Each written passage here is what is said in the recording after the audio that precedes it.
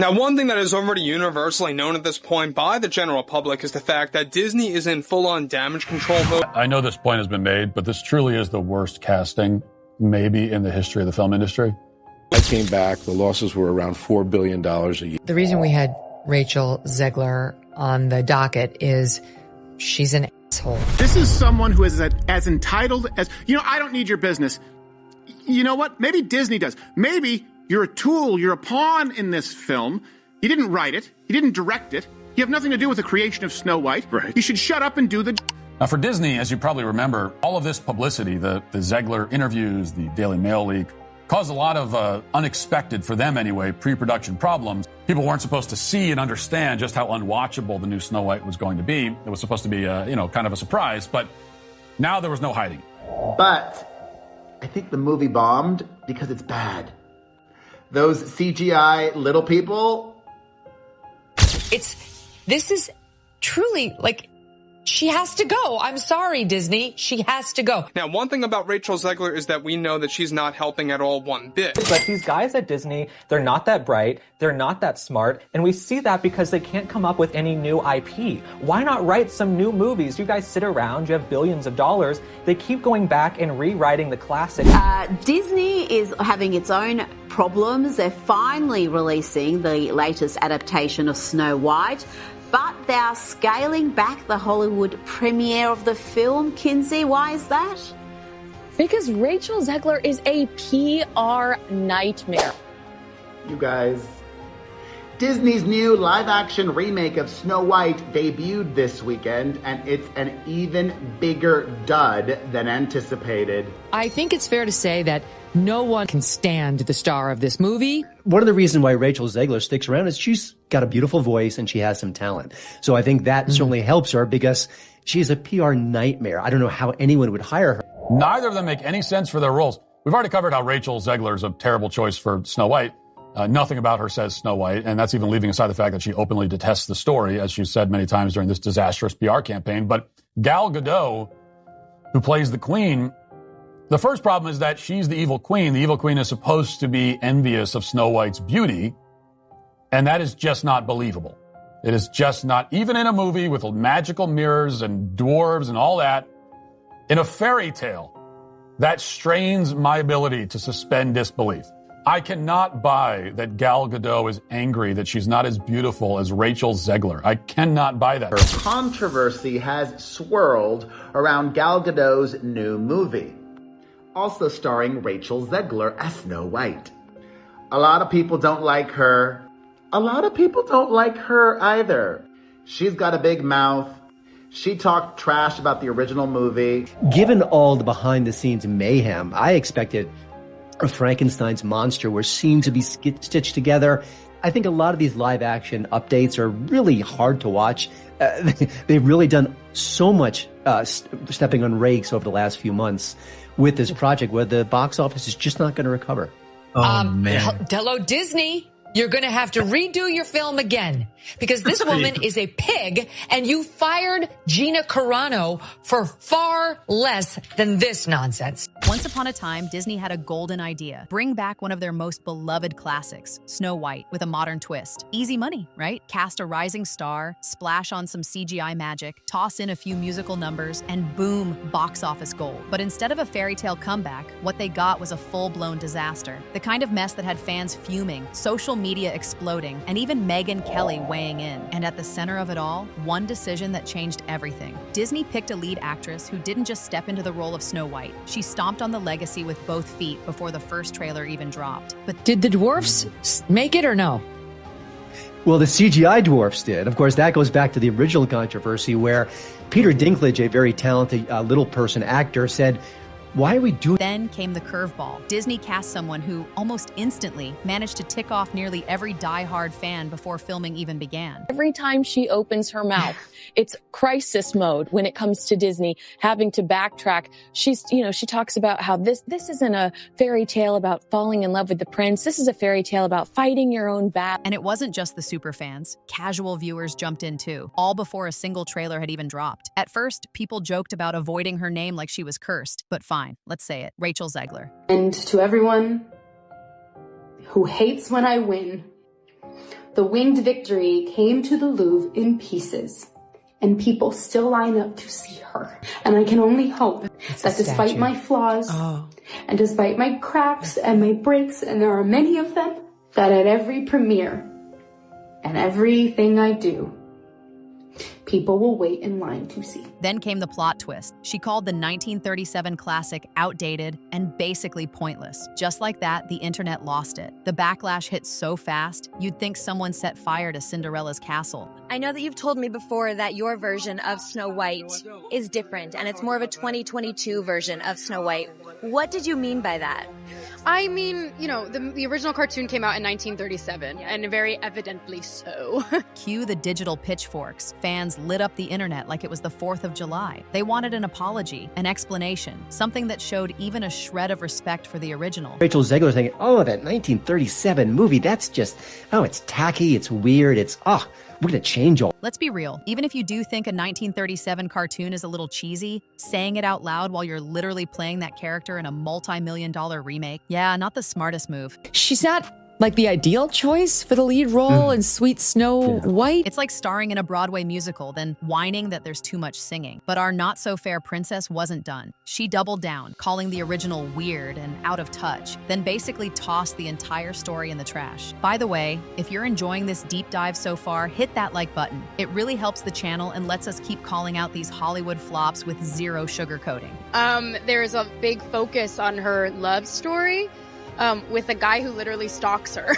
Yeah. Weird. Super weird. So we didn't do that this time. By then, Disney's PR team had to be in full panic mode, probably living off caffeine trying to clean up the mess. This wasn't just a little backlash, it blew up. Fans who were curious about the movie started turning on it fast, throwing around "Not my Snow White" like it was going out of style. And just like that, Rachel started switching gears. One minute she's calling the original outdated, the next she's popping up in interviews, getting all emotional about how much Snow White meant to her growing up. Suddenly, she loved the character, admired her bravery, and was honored to carry on the legacy. Sounded sweet, almost believable, but it was too late. And the real damage, that was just getting started. It's just a total nightmare for the studios. So now she's trying to sell like, oh, I love Snow White. I love everything about the whole story. Here she is more recently trying to change the messaging. This is actually Wednesday. Thank you so much for being here. And to see this is really emotional for me, so I'm going to try to not do that. I love her, and her superpower is her heart. It's nothing supernatural. It's something that all of us have. Thank you, and I hope you enjoy Snow White. Thank you, guys. I'm sorry. That was acting. That's what that was. And yeah, things somehow got worse once the movie actually hit theaters. It didn't feel like a magical Disney classic. It felt like something you'd scroll past on a streaming app at 3 a.m. and still skip. Let's just say, if you thought one bite of a poisoned apple was bad, wait until you see what happens when a star's own words tank an entire film. But before we dive into that disaster, here's where it all really started to go downhill. News came out that Rachel Zegler, fresh off a big role in West Side Story, was cast as the new Snow White. At first, people were into it. She could sing, she could act, seemed like a solid pick. Then, out of nowhere, she called the original Snow White boring and out of date. Like, really out of date. Basically said it had no place in today's world. Fans didn't take that lightly. This wasn't just any movie. This was the film that launched Disney into legend status, and she was dragging it through the mud before filming was even done. Now, she's trying to reinvent herself because there's been so much blowback, and you can only imagine the studio calls about this woman behind the scene. Like, oh my God, we're $242 million in, and our lead actress hates our film, our actors, our storyline. Let's be honest, nobody was buying it. The way she backpedaled could have won her a gold medal. One minute she's calling the movie outdated, the next she's on camera getting emotional about how much she's always loved the 1937 version. People watching were either rolling their eyes or grabbing popcorn, waiting to see what she'd say next. It felt about as real as one of those emails saying, "You just want a yacht." That audiences walk away from this film with an understanding of the true meaning of fairness, of what it means to be fair in this world.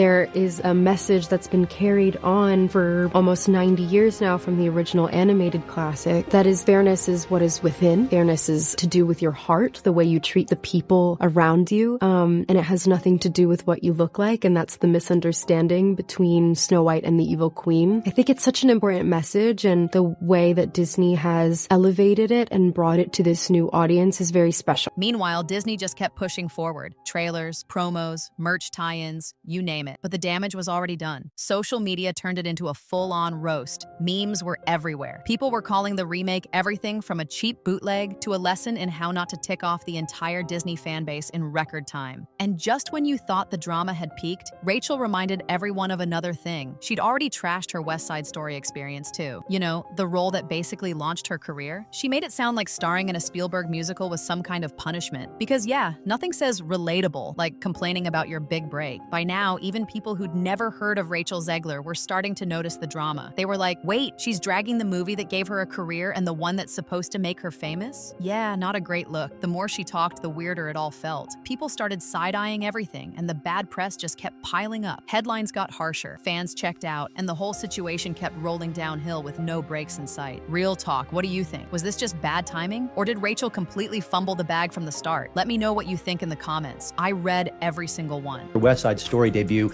was not a hit, and that was a Spielberg movie, so that was kind of a surprise. But if you're a studio, if you're a director, if you're a casting director, you've got to think twice or three times before hiring her. Listen, she's talented, she's attractive, she's got skill, but there are a lot of actresses in Hollywood who bring all that to the table and are not going to absolutely sabotage your work. Honestly, watching her wreck her own momentum might have been entertaining enough, but then came the real crash. The movie finally dropped, and yeah, it was bad. Disney pushed ahead like controversy was going to sell tickets. Spoiler, it didn't. The reviews were brutal. Audiences didn't care. The whole thing felt like one giant "we told you so." And according to reports, the studio lost millions. So just how bad? The movie debuted in the United States at number 1 with $43 million. Decent, but not a blockbuster. And far below projections. Internationally, a similar story. Overseas, Snow White took in $44.3 million in its opening weekend, bringing the total to just $87.3 million, with a budget of around $209 million. That means Snow White is destined to be one of the biggest bombs in Disney history. It will not recoup. At the end of the day, even Disney's ride or die fans couldn't be bothered. Some gave it a pass, but a lot just stayed away completely. Theaters were dead quiet. No sold-out shows, no kids dressed as princesses, just empty seats and awkward silence. It was clear people weren't buying what Disney was selling. And for the handful who did show up, most walked out confused or disappointed. The vibe was weird. The story barely resembled the one people grew up with, and the changes felt like they were trying way too hard to be different. Meanwhile, Rachel Zegler looked totally checked out, like she didn't even want to be there. Any hope of a feel-good Disney comeback? Gone. Buried under piles of unsold toys and discount DVDs. It was such a mess. The whole thing turned into an instant warning sign for the rest of Hollywood. Maybe don't hire someone who publicly trashes your classic before it even comes out. Seems like common sense, right? Still watching? Then you're exactly who this channel's for. Subscribe now and buzz. We break down the stories Hollywood doesn't want you talking about. Now the movie's officially a flop and Disney's counting its losses. Behind the scenes, the rumors are wild. Talk of budget cuts, execs getting shuffled around, and future remakes getting quietly canceled. Oh, and the dwarfs? Yeah, fans didn't forget about them either. People are still mad they got replaced by random CGI creatures. Let's just say, the original crew wasn't thrilled either. Remember back in 2023 when this was going on and all the little people making videos saying, well, wait, there's so few roles for us in Hollywood, we're being passed over for this? You could have cast seven little Peter people. Dinklage.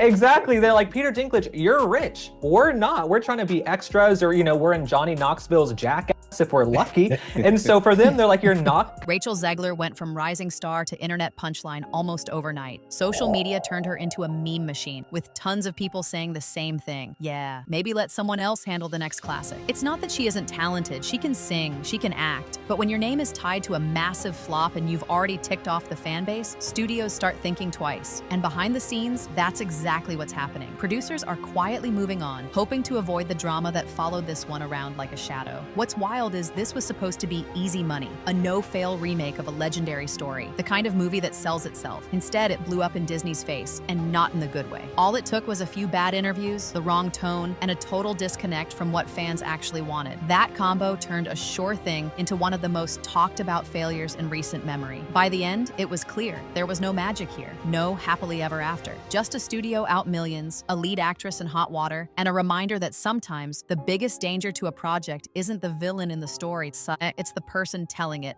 But you're going to hire little people to play the dwarfs? That just seems like a step backwards. And then, of course, Disney instantly buckled and said, okay, we're going to add magical creatures. And then the picture of the magical creatures leaked online, and everyone just had an absolute blast laughing at it. So the magical creatures are here in the movie. The CGI dwarfs are here in the movie. It works to a degree, but it's certainly going to be a financial hit for Disney, that's for sure. So what's the lesson here? If you're cast in a beloved classic, maybe don't insult the original before the movie even comes out. Respect the role, know the fan base, and keep the drama off camera. Because in Hollywood, bad press and a miscast lead can sink even the biggest project. This Snow White remake? No fairy tale ending, just a flop, lost millions, and a lead who might have burned her shot before the first poster dropped. Let us know in the comments. Was this a disaster from day one, or could it have been saved? If you enjoyed this breakdown, hit like, subscribe, and share it with someone who loves watching Hollywood crash and burn. Catch you in the next one.